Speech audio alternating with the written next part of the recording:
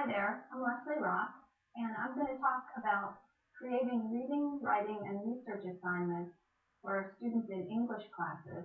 And it also has application for people who are teaching content area courses, courses such as psychology, sociology, biology, physics, any of the courses on the college level. And you could even try this with high school or middle school students.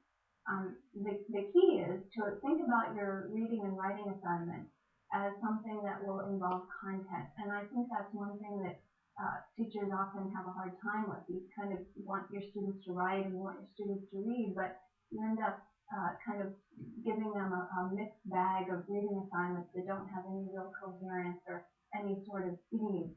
So I like to think about giving my students assignments that are related to a particular content area. And I'm going to use two examples to really illustrate how you could do this on very different levels.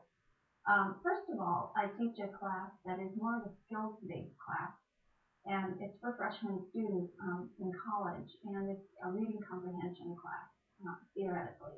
Now, I do like to integrate some writing assignments, and so I do this by creating some mini research projects.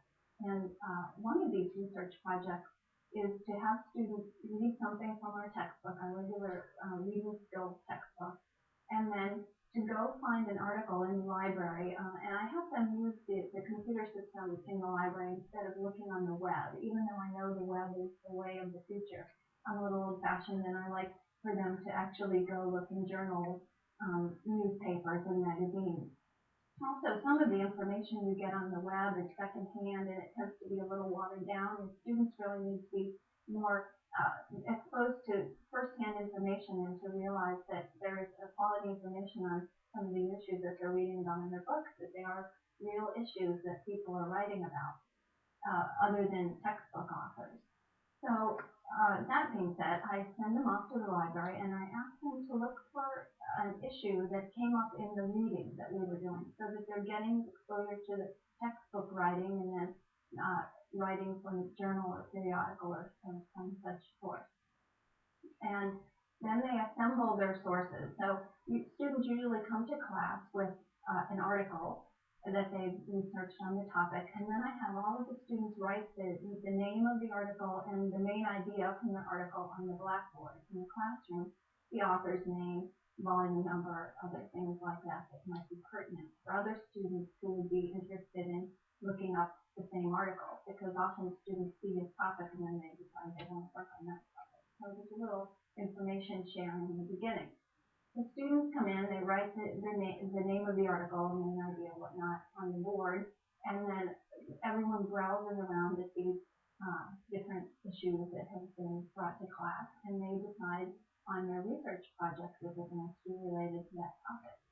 And that the activity that I just described really involves a lot of skill. I mean, we're teaching students how to find and write main idea statements, and there's the activity that kind of brings it into practice in a sort of academic way. Instead of just reading a paragraph and writing down the main idea, now they're doing it to do a real research project.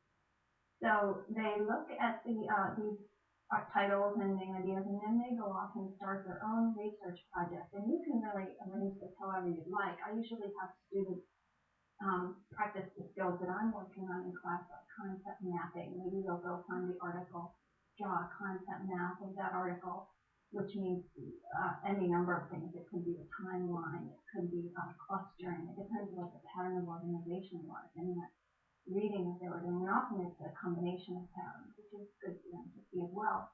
So they draw a concept map, maybe you write a summary, and here they're bringing in all the skills that they've learned in class. And then the real key where they start to do some serious research, and even though it's on a very fundamental level, it's really beneficial for them, because we do it as scholars on all levels, all the way up to doctoral dissertations, master's thesis, and whatnot, even writing papers for presentations, is to bring the information from the different sources into one cohesive piece at the end. So it's sort of like writing a little literature review, if you will. Certainly not like a master's thesis, but it's a start. So students are always tempted to summarize the article, and then in the report, again, write another summary of the article. But what I encourage them to do is look for the issues in the article. So, for example, if you have two articles on smoking cessation programs, and you find out that, wow, the patch keeps coming up again and again, well, maybe that should be a heading in your report, and under that you can put both of the articles information on that issue. And so they start to think about discourse communities and how writers respond to each other, and how writers are writing to create a body of knowledge, and then they become writers creating a new body of knowledge with the report. So even, just thinking about using that with freshman students on a skills level, you really get some kind of interesting projects. And so that's one thing I like to do with this reading class that I teach. And I have one more example that I use with a more advanced class. These tend to be sophomore students thinking about deciding on a major for their academic career. And I'm teaching a similar class, reading class, but the needs are very different. So again, the goal is to integrate reading, writing, and research projects in a meaningful way for my students. So what I do with this class is I have 4 content areas that I determine by random, really. I just decide which ones I'm going to do at the beginning of that semester. And in the past, I've done biology, sociology, psychology, literature, history, and I arranged my course syllabus into those sections with equal amount of time devoted to each one, say 3 weeks for each section.